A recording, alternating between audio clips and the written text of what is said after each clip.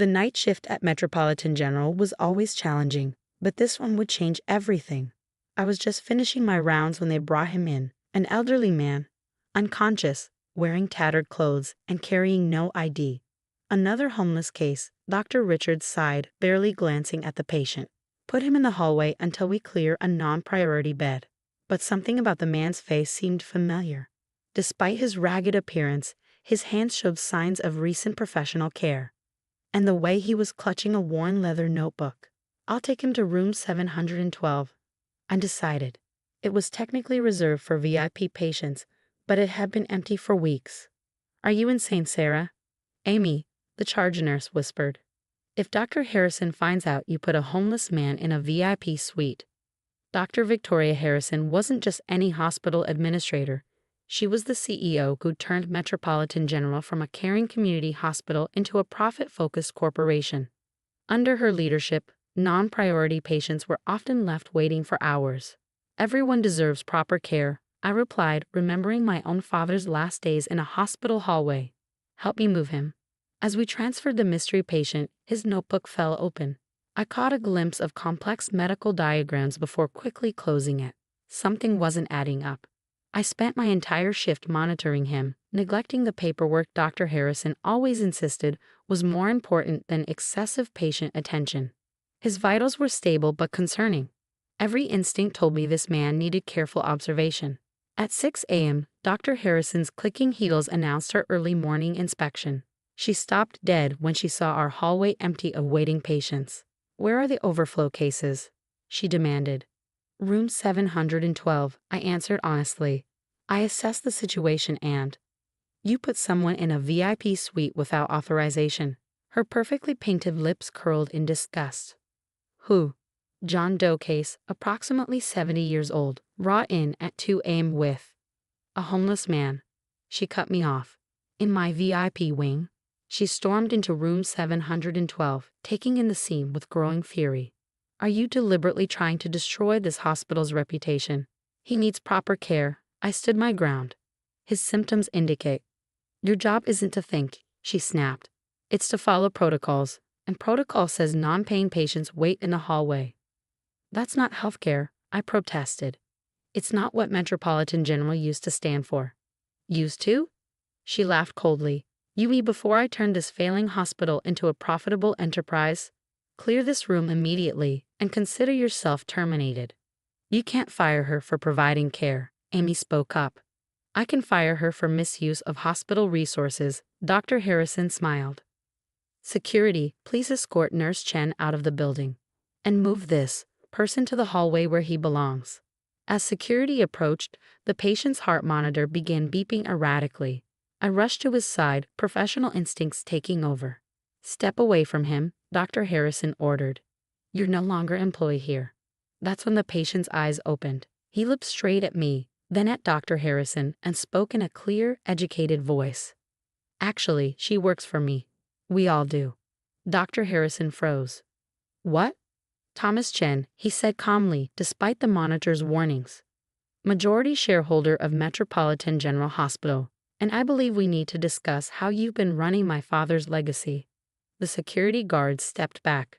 Dr. Harrison's face went from angry red to ghostly white. Because everyone in healthcare knew the Chen name, the family that had built Metropolitan General from a small clinic into a major hospital before mysteriously disappearing 15 years ago. But as Dr. Harrison stammered excuses, I noticed something alarming on the monitors.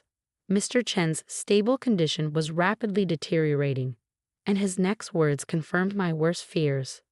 Sarah, I'm afraid I've been poisoned.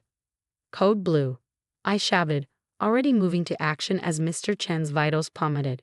Amy, get me a toxicology kit. Dr. Harrison stood frozen, her perfect composure cracking. Stop, you're not employed here anymore.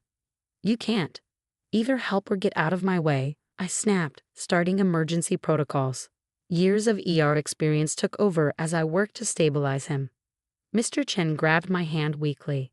The notebook, he whispered. Don't let her. But Dr. Harrison had already snatched the worn leather journal from the bedside table. As she flipped through it, her face shifted from confusion to shock to something darker. Security, she said quietly, clear the room. No one comes in or out without my authorization. That man needs immediate care. I protested. I'll get care, she smiled coldly. The best care money can buy. Just not from you. She held up the notebook. Did you really think we wouldn't figure it out, Thomas? That your little undercover investigation wouldn't be noticed? The security guards looked uncertain. Dr. Harrison, he needs medical attention. What he needs, she cut them off, is to understand that some things should stay buried. Like what really happened to his father 15 years ago. Mr. Chen's monitors were screaming now. But as I moved to help him, one of the security guards grabbed my arm.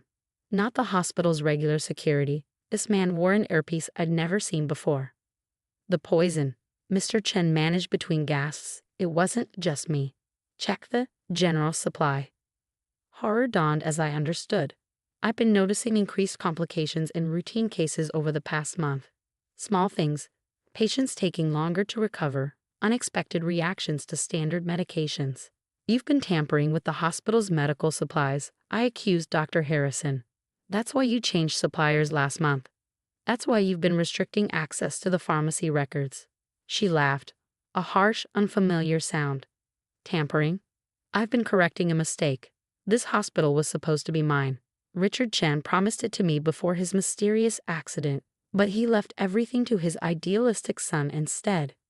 So you've been slowly poisoning patients, I said in disbelief, making the hospital look incompetent under the Chen family's ownership. Forcing them to sell, she finished smugly. The board meets tomorrow to discuss the hospital's future. Once they see the mortality rates, the malpractice risks. She patted Mr. Chen's hand almost gently. Don't worry, your death will be attributed to your homeless lifestyle. Such a tragic end to the Chen legacy. But she'd forgotten something crucial about emergency rooms. We never work alone. And while she'd been focused on me, Amy had slipped out during the chaos. The room's speaker crackled to life. Code black in progress. All personnel implement Protocol 17 immediately. Dr. Harrison's face went pale. No, that's impossible. That protocol was deleted years ago, was it? Mr. Chen's voice was weak but clear. Or did you just think it was? The light suddenly shifted to ultraviolet, revealing something shocking on Dr. Harrison's hands and clothes, traces of the very poison she'd been using glowing in unmistakable blue under the specialized light. But as security moved to detain her, she pulled out a syringe. Nobody move. One step and he gets the full dose. What she didn't notice was the slight smile on Mr. Chen's face, or the fact that his deteriorating vital signs had suddenly stabilized. Interesting syringe, Dr. Harrison, Mr. Chen said, suddenly sounding much stronger. But I believe you'll find it's filled with saline. Dr. Harrison stared at the syringe in her hand, then at the monitors showing Mr. Chen's stabilizing vitals. Impossible, she whispered. The poison was neutralized about 20 minutes ago, I explained, finally understanding. When I accidentally knocked over your coffee during the code blue. The antidote was in my ID badge dispenser, standard issue for all employees under Protocol 17. A protocol you thought you'd erased, Mr. Chen added, sitting up straighter. Just like you thought you'd erase all traces of what happened to my father 15 years ago. The ultraviolet lights continued to reveal damning evidence, blowing traces of various compounds on Dr. Harrison's clothes, hands, and even her designer handbag. You don't understand, she said desperately. Your father was going to ruin everything. His healthcare for all policy was bankrupting us. When he refused to change course. You arranged his accident, Mr. Chen finished. But you made one crucial mistake. Amy returned with a team of FBI agents, led by a familiar face. Dr. Richards, the dismissive doctor from earlier. Agent Sarah Chen, my supposed colleague, introduced herself. FBI Healthcare Fraud Division. We've been building this case for months. Dr. Harrison's composure finally shattered completely. The whole thing was a setup. Not exactly, Mr. Chen explained. We knew someone was poisoning patients, but we didn't know who. My homeless admission was a calculated risk to draw out the perpetrator. But Sarah, Dr. Harrison looked at me with dawning horror. She's just a nurse. Is she? Mr. Chen smiled. Or is she the person who first noticed the pattern of complications? The one who started documenting everything in that notebook you're holding? which, by the way, is transmitting everything you've said to the FBI. The notebook in her hand suddenly beeped, its hidden camera capturing her expression as she realized the full scope of the trap. But as agents moved to arrest her, Dr. Harrison pressed a button on her phone. "If I'm going down, I'm taking this whole hospital with me." Alarm systems began blaring throughout the building. On the security monitors, we could see emergency doors sealing themselves, trapping patients and staff inside. "Dead man's switch," she laughed hysterically. "In 15 minutes, every compromised medication in this hospital will be automatically administered through the electronic dispensing system. Hundreds of patients. Unless what?" Agent Chen demanded. "Unless the Chen family signs over the hospital, completely and permanently." Mr. Chen looked at me, a silent question in his eyes. Because what Dr. Harrison didn't know, what none of them knew, was that I had one more secret of my own. "Actually," I said quietly, removing my nurse's ID badge, "the Chen family has already signed over the hospital." I pulled out another badge from my scrubs pocket, one that made Dr. Harrison's eyes go wide. "Sarah Chen, MD, PhD, Chief Executive Officer, Metropolitan Health Systems." "No," Dr. Harrison breathed. "That's impossible." "Not impossible," Mr. Chen smiled. "Inevitable. You see, Sarah isn't just any nurse. She's my daughter, and more importantly, she's Richard Chen's granddaughter." The pieces clicked into place for everyone watching. Why I worked every position in the hospital, from janitor to nurse. Why I cared so much about every patient. I wasn't just learning the jobs, I was learning my grandfather's legacy from the ground up. "The paperwork was finalized last week," I explained, accessing the hospital's main system with my true credentials. "Which means your dead man's switch? It's trying to access a system you no longer control." On the monitors, we could see the emergency protocols reversing, doors unlocking, medication systems returning to normal operation. "But your father," Dr. Harrison sputtered. "Richard Chen died before he could." "Before he could what?" I asked. "Change his will? Name you a successor?" I pulled up documents on the nearest screen. Actually, he did something far more important that night. He recorded everything. Security footage began playing, 15 years old but crystal clear. It showed a younger Dr. Harrison in my grandfather's office, demanding control of the hospital. "Healthcare is a business," she screamed in the footage, "not your personal charity." "Healthcare is a right," my grandfather's voice replied calmly. "And this hospital will never prioritize profits over patients. Not while a Chen is alive to prevent it." The footage showed what happened next. Dr. Harrison's rage, the poison she slipped into his drink, not realizing he'd already swapped the glasses. "He survived," Mr. Chen explained.